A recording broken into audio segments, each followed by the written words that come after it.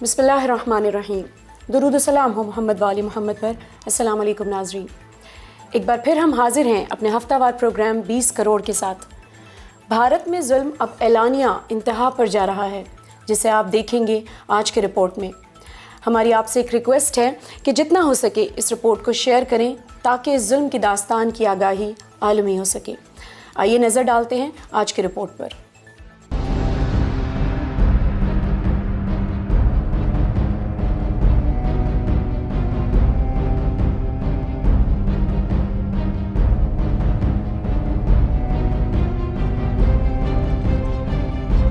Report के आगाज़ में आपको बताते चलें कि जब तक हर हिंदू हथियारों से लैस ना हो वो मुसलमानों से महफूज नहीं रह सकता। एक बार फिर याति नरसिम्हा आनंद ने हरिद्वार में 3 रोज़ा नफरत अंगेज़ कॉन्फ्रेंस का इनेकाद किया, जहां एक बड़े इज्तिमा में इसने हिंदुओं को हथियार उठाने पर उकसाया कि मुसलमानों को मारने के लिए तलवार की आवश्यकता नहीं होगी, क्योंकि अब तलवार से आपसे वो मरेंगे भी नहीं। तलवार से नहीं मरने वाले हैं वो, आपको टेक्निक में उनसे बहुत आगे जाना होगा। वो बहुत अच्छे हथियार लिए हुए बैठे हैं।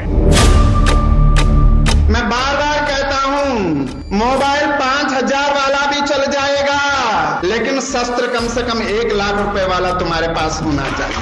हाथ में रिवॉल्वर होता और मैं नाथूराम हो जाता और अपनी 6 गोलियां मैं मनमोहन सिंह के छाती में मैं लगा दूं। इसने LTTE के सरबराह प्रभाकरन का तज़किरा एक नमूने के तौर पर किया, जिसने तामिल टाइगर्स की बुनियाद रखी और ख्वाहिश का इजहार किया कि अगर हम मुसलमानों की बढ़ती हुई आबादी से हिंदू मज़हब को बचाना चाहते हैं तो हर मंदिर में प्रभाकरन और दीगर अस्करियत पसंदों जैसे लोग होने चाहिए। उन्होंने सत्यमेव जयते के मशहूर हिंदुस्तानी नारे को तब्दील कर दिया, जिसका मतलब है सच की हमेशा फतह।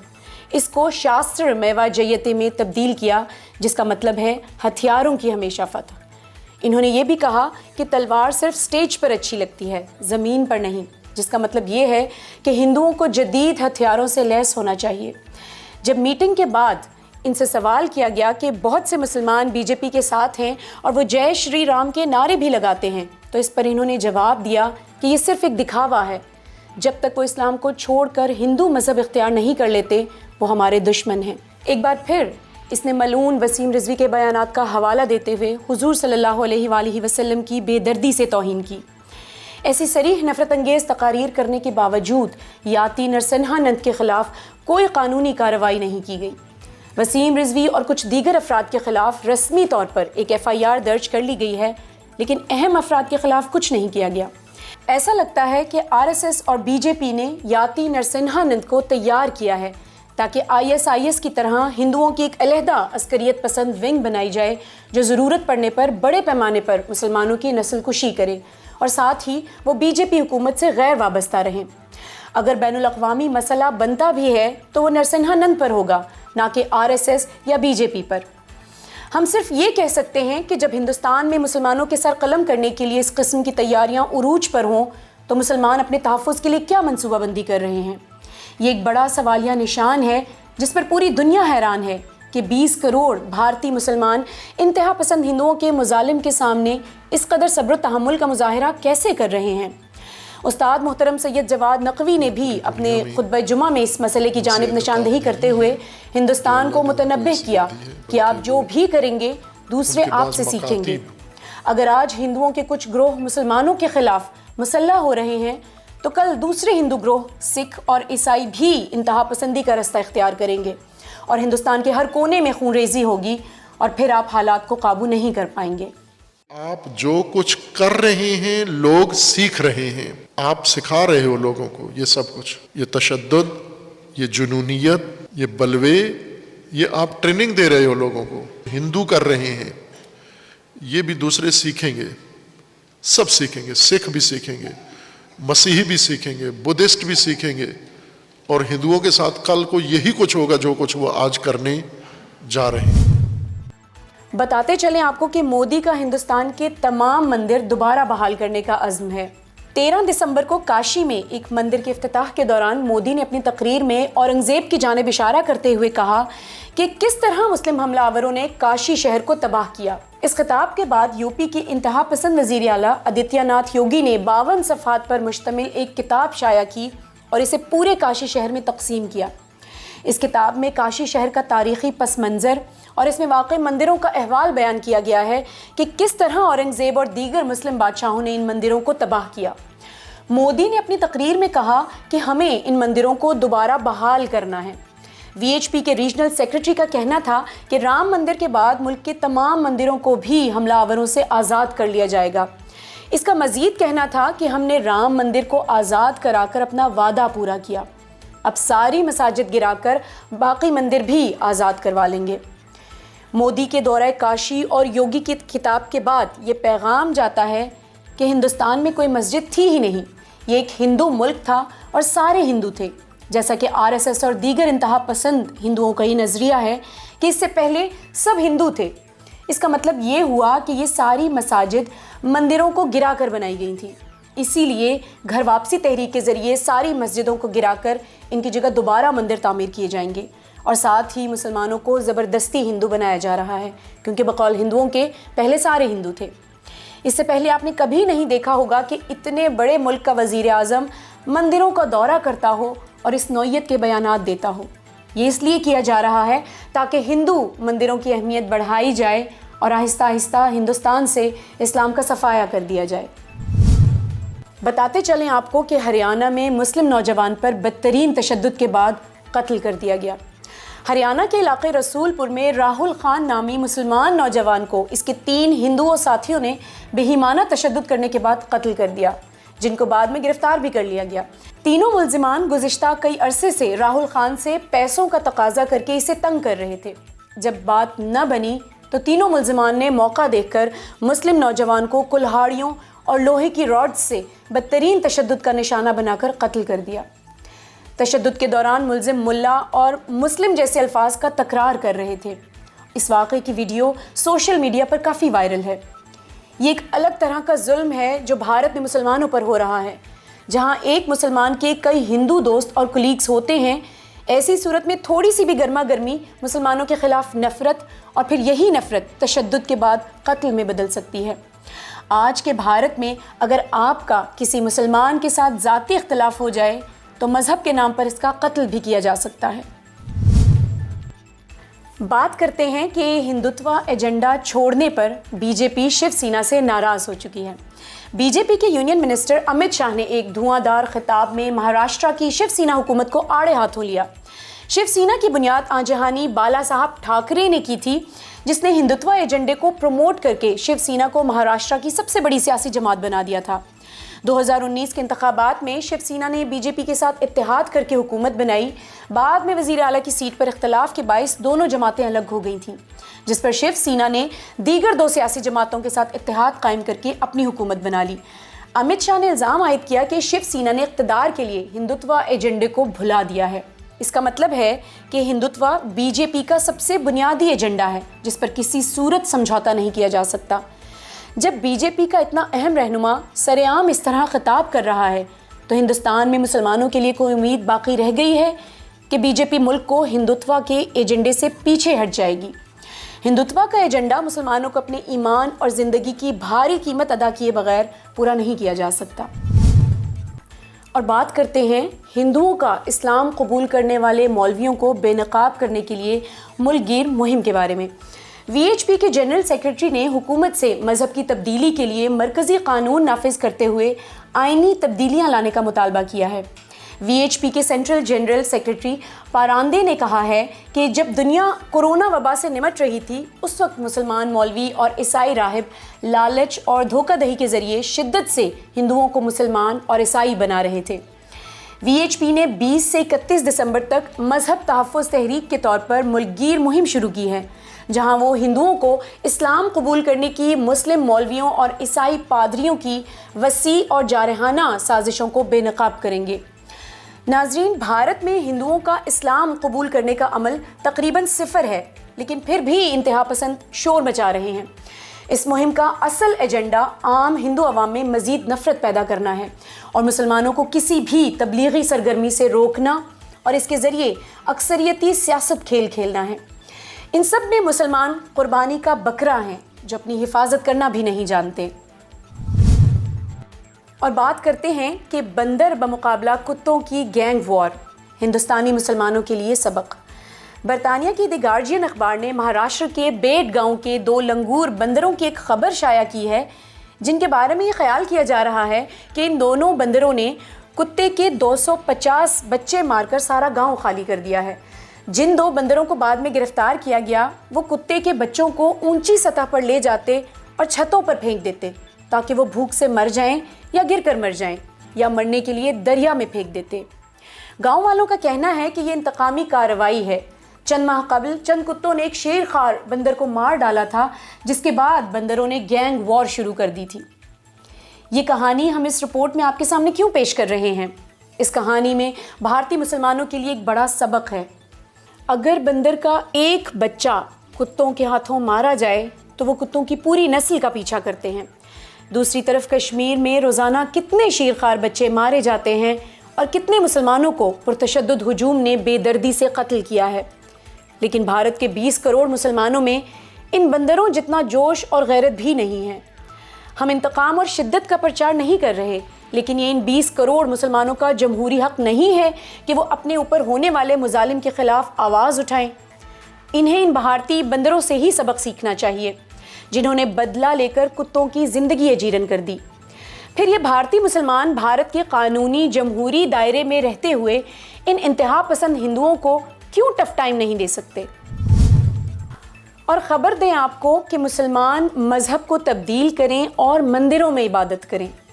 32 ہندو تنظیموں کی متحدہ جدوجہد کمیٹی کے چیئرمین بھاردواج نے گڑگاؤں میں نماز جمعہ کے تنازع کی حل کی تجویز پیش کی ہے۔ اس کا حل یہ ہے کہ ریاست ہریانہ کے تمام مسلمان بڑے پیمانے پر مذہبی تبدیلی کریں، یعنی گھر واپسی ہندو مذہب میں، اور پھر وہ مندروں میں جا کر ہندوؤں کی طرح عبادت کر سکتے ہیں۔ نماز جمعہ کا مسئلہ حل ہو جائے گا۔ مذہب کی تبدیلی کی اس دعوت کے پیچھے دلیل یہ ہے کہ ہریانہ کے تمام مسلمانوں کے آباء و اجداد پہلے ہندو تھے، اس لیے انہیں اپنے اصل مذہب کی طرف لوٹ جانا چاہیے۔ اس سے ظاہر ہوتا ہے کہ ہندو کس قدر جارحانہ انداز سے اسلام کا نام و نشان مٹانا چاہتے ہیں۔ RSS، VHP اور تمام ہندو انتہا پسند تنظیموں نے ہندو راشٹر کے لیے اپنے ایجنڈے پر زور دیتے ہوئے مسلمانوں کو صرف 2 آپشنز دیے ہیں، یا تو وہ ہندو مذہب اختیار کر لیں یا پھر بدترین مظالم کے لیے تیار ہو جائیں جس میں انہیں جان کی قیمت تک دینا پڑے گی۔ اور آپ کو بتاتے چلیں کہ لکشدویپ جزائر میں جمعے کو مزید تعطیل نہیں کی جائے گی۔ ہندوستان کی ریاست کیرالہ کے قریب لکشدویپ جزیرے کا مشہور مقام ایک بار پھر خبروں کی زینت بنا ہوا ہے جب یونین منسٹری نے جمعے کو چھٹی کی 6 دہائیوں پرانی روایت کو بدل دیا۔ جزیرے پر 97% آبادی مسلمانوں کی ہے، جہاں پر جمعے کو عبادت کے دن کے طور پر منایا جاتا ہے، اور جزیرے پر ہفتے کے آخر میں سرکاری چھٹی کا دن ہوتا تھا۔ جزیرے کے متعصب گورنر پرفل پٹیل نے اتوار کو سرکاری چھٹی میں تبدیل کر دیا ہے۔ یہ شخص 2003 کے گجرات فسادات میں مودی کا رائٹ ہینڈ تھا، جسے امت شاہ نے چند ماہ قبل لکشدویپ کا گورنر مقرر کیا تھا۔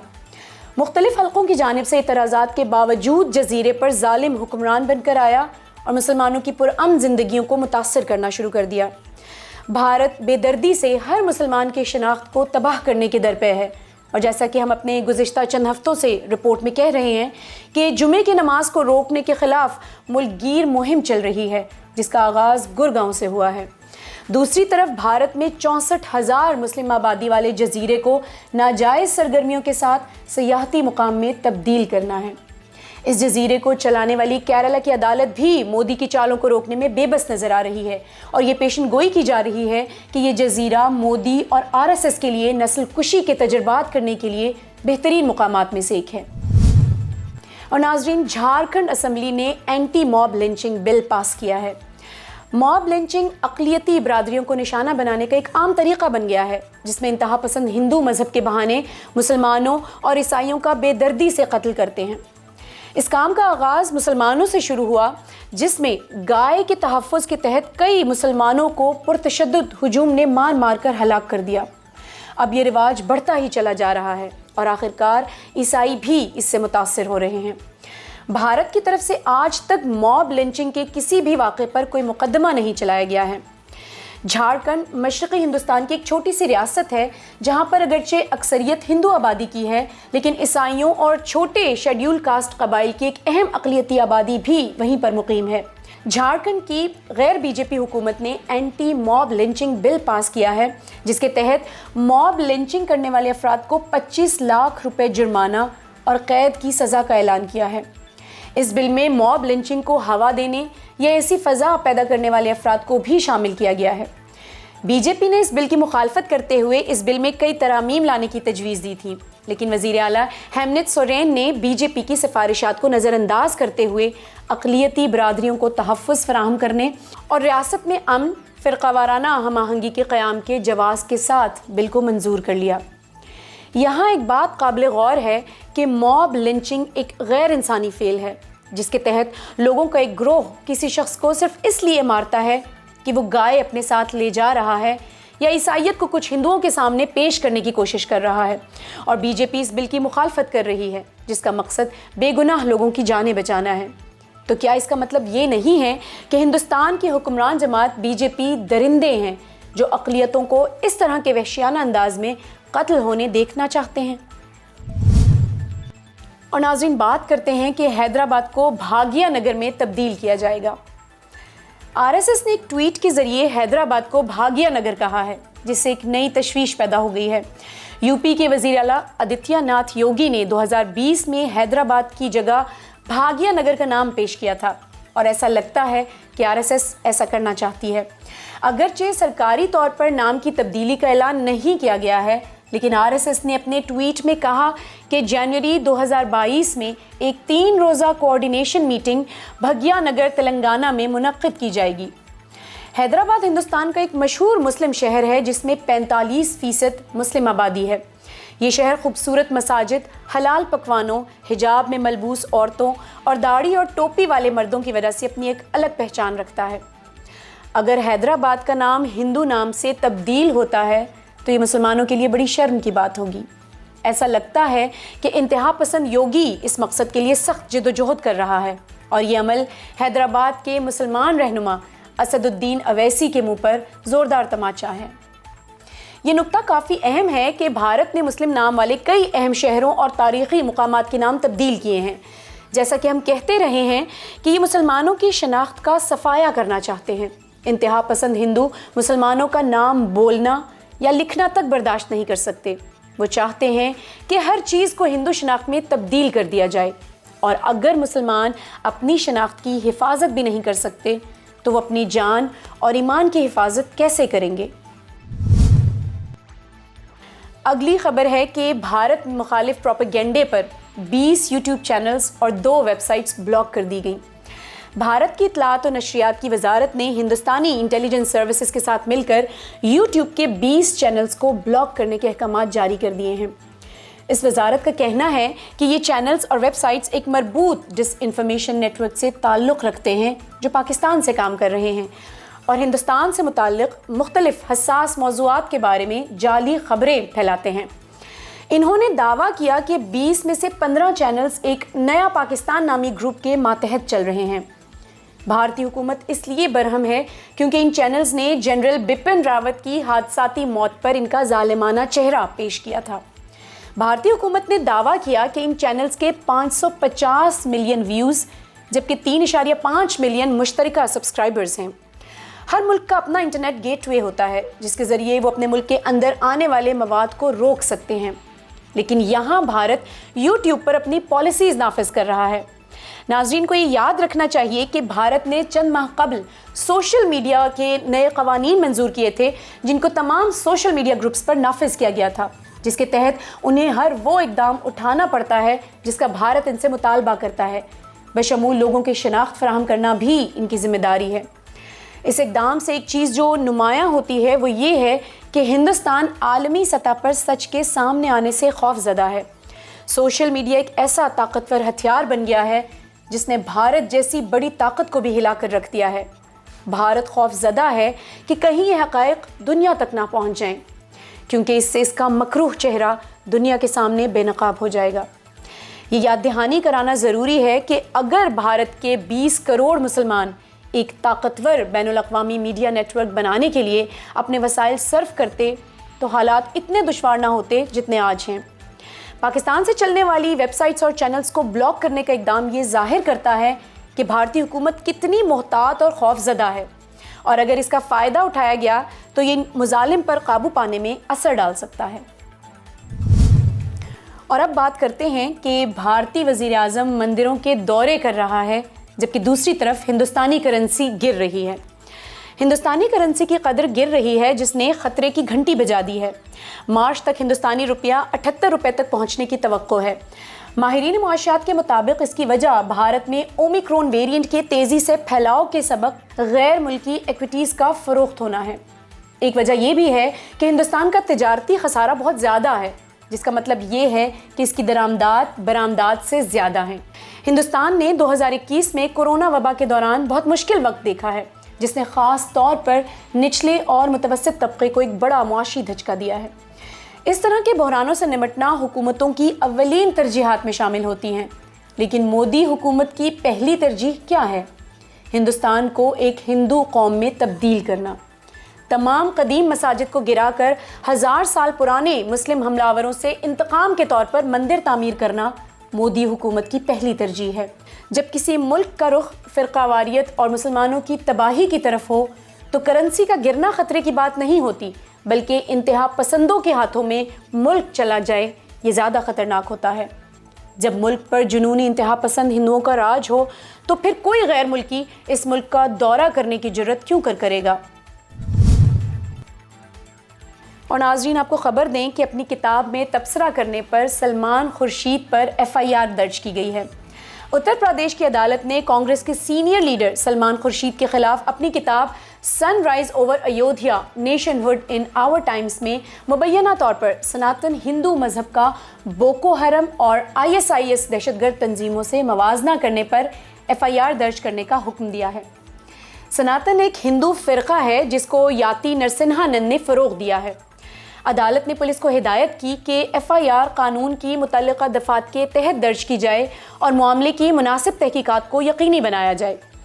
یاتی نرسنہا نند کھلے عام ہندوؤں کو مسلمانوں کے قتل عام کی دعوت دیتا ہے اور اس کے ساتھ کچھ نہیں ہوتا، لیکن اگر سلمان خورشید ان کا موازنہ بھی داعش سے کریں تو ان کے خلاف FIR کاٹ لی جاتی ہے۔ یہ بھارت میں ناانصافی کی انتہا ہے، اور اب بھی بھارت کے 20 کروڑ مسلمان یہ امید لگائے بیٹھے ہیں کہ ایک دن سورج طلوع ہوگا اور سب کچھ معمول پر آ جائے گا۔ There is something wrong with people who misuse Islam, right? I can say that, but I can't say there is something wrong with people who misuse Hinduism. I can't say that. Why can't I say that? Because they have a monopoly on Hinduism. اور آپ کو آگاہ کریں کرناٹکا میں عیسائیوں کی عبادت گاہ میں توڑ پھوڑ کے بارے میں۔ جمعرات کو کرناٹکا کے سوسائی گاؤں میں ایک عیسائی عبادت گاہ پر مبینہ طور پر توڑ پھوڑ کی گئی۔ یہ واقعہ اسی دن پیش آیا جب کرناٹکا مقننہ BJP حکومت کی طرف سے پیش کردہ تبدیلی مذہب مخالف بل پر بحث کر رہی تھی، اور اس وقت ریاست کو شدید احتجاج کا سامنا ہے۔ یہ مزار ایک مندر کے ساتھ ہی واقع ہے اور علاقے میں عیسائیوں اور ہندوؤں کے درمیان کوئی فرقہ وارانہ جھگڑا بھی نہیں ہے، لیکن یہ کام باہر سے آئے مجرموں نے کیا ہے۔ اقلیتی مذاہب کے خلاف نفرت شدت سے بڑھ رہی ہے، اور یہ مسلمانوں کے لیے ایک بڑا انتباہ ہے کہ ان کے ساتھ کیا ہو سکتا ہے۔